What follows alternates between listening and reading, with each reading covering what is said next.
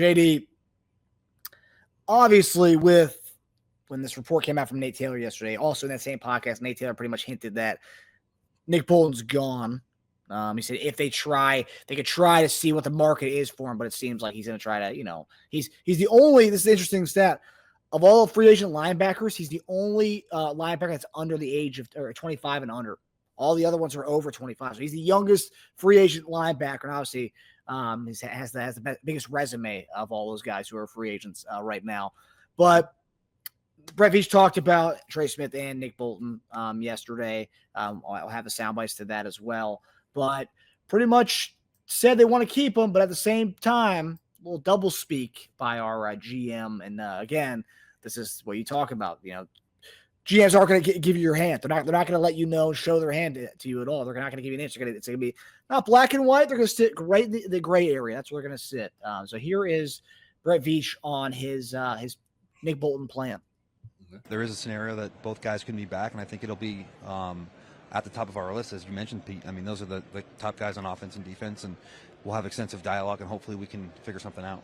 I think you just go in there, and it's contingency plan after contingency plan. So you're going to have, okay, we want to get these guys done, and then it works like a flow chart. Yep. You're going to have other scenarios, but we're going to go in, and hopefully we can figure something out with Trey and with Nick, and we'll have backup plans, and we also feel that there'll be pockets of players in the draft that can address those needs. In general, I think it's more of a defensive draft. I think that the talent is on the defensive line and the corners, and I think it's a solid linebacking crew. So the one thing that stood out to me when he was talking about Brett Veach, and Brett Veach did a lot of interviews yesterday, so I was watching interview after interview with Brett Veach. I mean, a lot of those, he just kept talking about the same stuff. But the one thing that stood out to me was he never really referenced the guard situation in the draft. He never mentioned the guard situation. But what he did mention a few times, when we talk about Nick Bolton, he would say, oh, but the strength of his drafts in the defense. You got the D-line, the trenches, and linebackers and DBs. So it's like, oh, interesting. Okay, so he's pointing out that there's linebackers, there's some strength in the linebacker group in this class, which I hadn't really heard actually a lot about the linebacking group based on what I've seen, but obviously he likes what he sees out there. But I thought that was important in the piece that, okay, he might be signaling that, okay, Nick Bolton's a priority, but we got contingency plans, and the linebacking group is pretty good. So, obviously, we know the importance of Nick Bolton in our defense. We know Spags and him have a great rapport. They have a great relationship. But on the other hand, we also have heard before Anthony Hitchens was a free agent a couple of years ago that Anthony Hitchens and Spags had a nice relationship as well. We didn't end up resigning Anthony Hitchens. But nonetheless, when you hear Brett Veach talk, kind of deciphering out the GM speak here, because, again, I don't speak GM. You speak GM because you had to listen to these guys kind of sell you. Oh, yeah. But when you hear that, when you hear him talk about the contingency plan, when you hear him talk about, oh, there's great linebackers in this draft, what do you make of this, and how does this kind of put the whole picture together between Trey Smith and Nick Bolton? If Trey Smith gets that deal, do you think this pretty much is the writing on the wall for Nick Bolton? And you don't think so? Look, like I said, man, pen and paper. That's what it boils down to. And it's not necessarily, it all depends on the same thing. Like, what's the price point? What can you possibly do? And the thing is, we looked at how many free agents are there? We said it was like 29 names or something that was on that list. Yep. That's a crazy number of guys. So I know they're looking for a guy in the draft, maybe for a linebacker.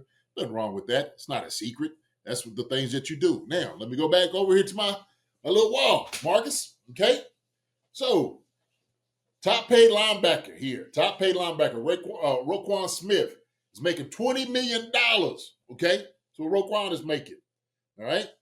Now, the 10th highest paid, Olukun, down in Jacksonville, making $10 million. The price point for Nick Bolton, I don't think it's going to be anywhere like that, right?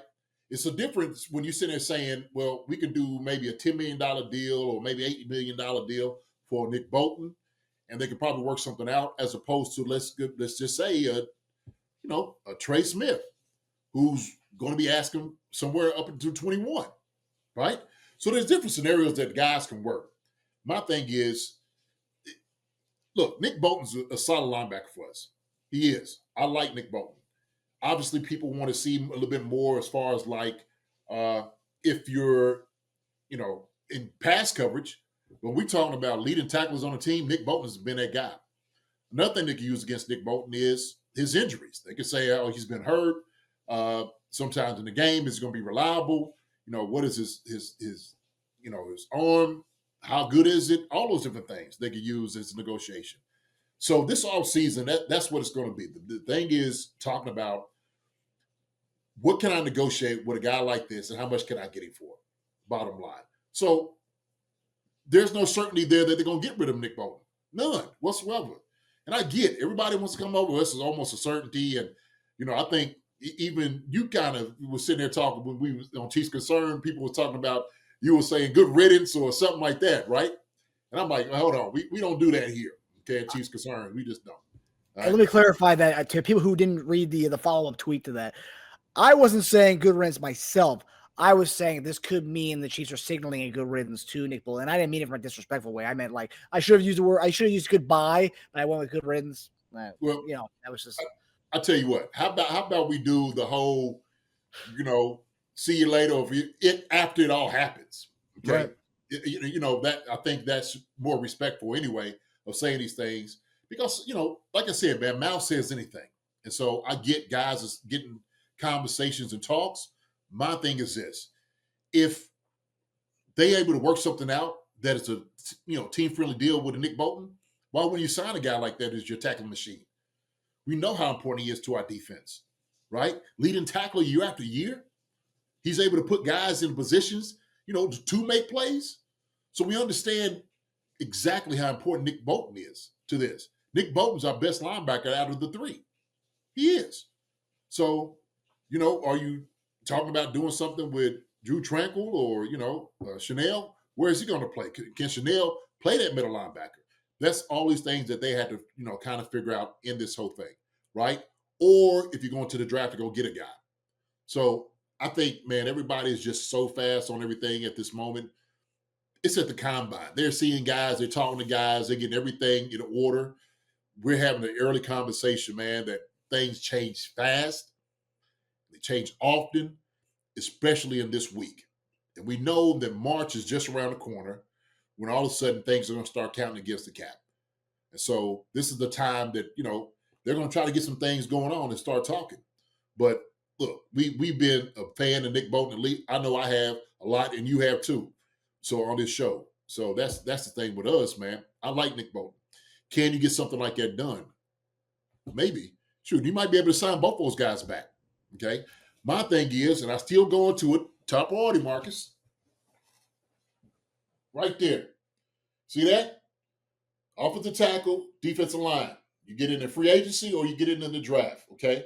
I don't like this as much in the draft. I like this more so maybe like a DJ Humphries or something like that. D-line, we got to go get a couple jokers, man, in the draft for sure. Definitely got to do that. So these other guys, corners, wide receivers, tight end, all these, lower priority for me. Lower priority. But, hey, man, can these things happen with Nick Bolton? Sure. Like I said, look, they're magical with the cap. They are. The signing guys. So the one thing that kind of stands out to me a little bit with this whole Nick Bolton situation is that, and what's different between him and the guard spot. If Bolton goes, right, so that means we'd have Drew Tranquil, we'd have Chanel, Jack Cochran. I mean, we have a bunch of guys that they use Bolton as our quarterback on the defense, and it's like, who's going to wear that green dot? We're going to draft somebody in the round 3, round 4 to be the green dot linebacker. That to me scares me a little bit. And I get they're going to play, some salary cap gymnastics to do what they got to do, but that's what they kind of stands out to me a little bit. It's like, whoa.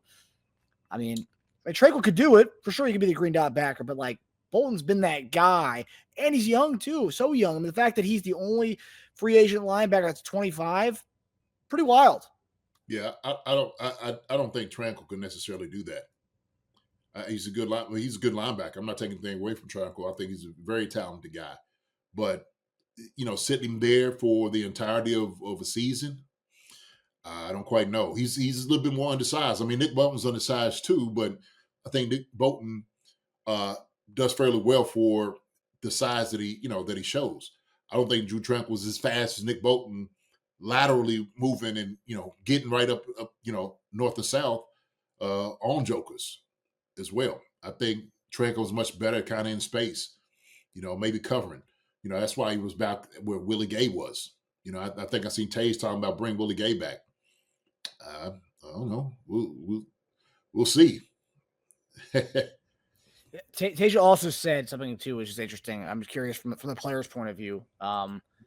Bolton saw Gay leave and get a 1 year, $3 million deal. I remember a lot of people were surprised that Willie Gay didn't really have much of a robust market out there. He only signed a 1 year, $3 million deal with a $1.2 million signing bonus. Is that something that Bolton as a player is looking at too? Like this linebacker left here and he went elsewhere, didn't really get much of a market. And also too, like we've talked about, linebackers in general don't have the same robust value as they used to back in the early 2000s. Is that something he's looking at too? He may, but I Bolton will do much better on the free market than Gay will, for sure. Definitely for sure. Just because of his production, what he's able to do for the defense. When you have a guy who is like the brain of your defense, that is value. That brings a lot of value to the table. So what Willie was able to get away with is, because he was so athletic, if he was able to, if there was a mistake made, he could kind of, be able to recuperate. But for Bolton, I think he'll definitely, get a great response as far as in the market. Dude said, I think some questions can pay off his guard. Yeah, they can. You need to get a big guy from out there. Big sumo guy. Yeah. Drew Boucher, can they franchise tag Bolton? Yeah, they still can. They have till March 4th to do so, but reports came out last week the Chiefs are not doing that, and also Brett Veach talked about not doing that at the complications behind doing that with Trey Smith and Nick Bolton. So that's definitely, based on what Veach said yesterday, that's definitely not happening, because as we shown on this show tonight, they'll say one thing or the other, but he explained why he's not doing that yesterday, which I thought was interesting. What did he say? He just said that with the Trey Smith, pretty much saying that essentially that tagging Trey Smith and tagging Bolton, they kind of locks him into a certain price point, pretty much. Essentially what he was saying. And that's obviously the reason why you don't want to do that, because you still want to have that flexibility to go into offseason and move money and do what you got to do. Once you tag those guys, you're locked in at that price. Well, also, like you said, and that price point is top five being paid. You're gonna get that average of that top five, and they don't want to pay Bolton that money. That's exactly what they want to do with Bolton. They don't want to do that, So they're thinking, oh, shoot, that doesn't work for us, and that goes against the cap too. That's another thing. So yeah, immediately you're hamstrung going into free agency. So yeah, that definitely. That's why last year with Chris Jones, again, go back to Chris Jones, that's why it's a little different with Chris Jones. That's why they were willing to do that with him. Hi, everybody. Thanks for watching. Subscribe here to get the latest from the show. Also, be sure to check out the best clips from Chief Concerns. And if you prefer to listen to the show, subscribe and follow us on Apple Podcasts, Spotify, and anywhere else you get your podcasts.